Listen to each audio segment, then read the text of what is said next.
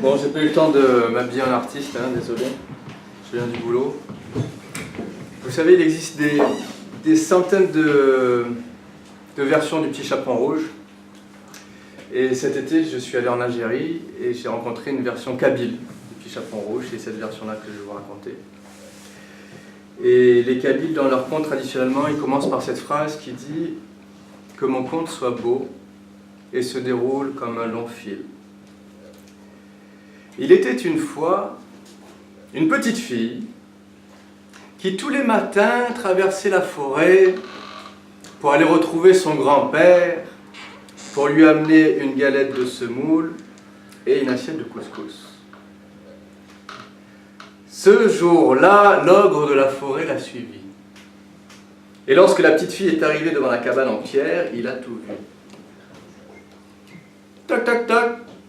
Trilich, tin tabour, vai, nous va. Ouvre-moi ta porte, grand-père, il nous va. Tchin, tchin, tis gatinim, yedi, riva. Fais teinter tes bracelets, ma petite fille, et je saurai que c'est toi. La petite fille a fait teinter ses bracelets, le grand-père a ouvert la porte, et elle est rentrée. Le lendemain, c'est l'ogre de la forêt qui, le premier, était devant la cabane en pierre. Trilich, tabour, vai, nous va. Ouvre-moi ta porte, grand-père, il nous va. C'est moi, ta petite fille, il y va. Non, tu n'es pas ma petite fille, a dit le grand-père. Je reconnais ta voix, tu es l'ogre de la forêt. Va-t'en, ne reviens jamais ici. Et l'ogre de la forêt retournait chez lui dans la forêt.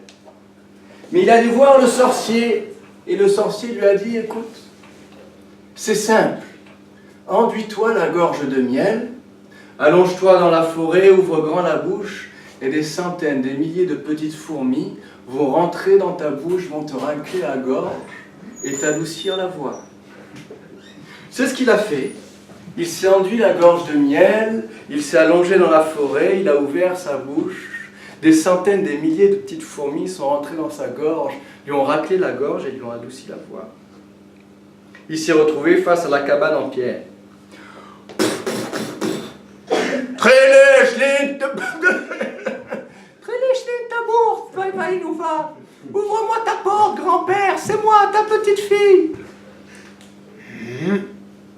Tchin, tchin, tis gatinim, yeli, riva, fais teinter tes bracelets, ma petite fille, et je saurai que c'est toi.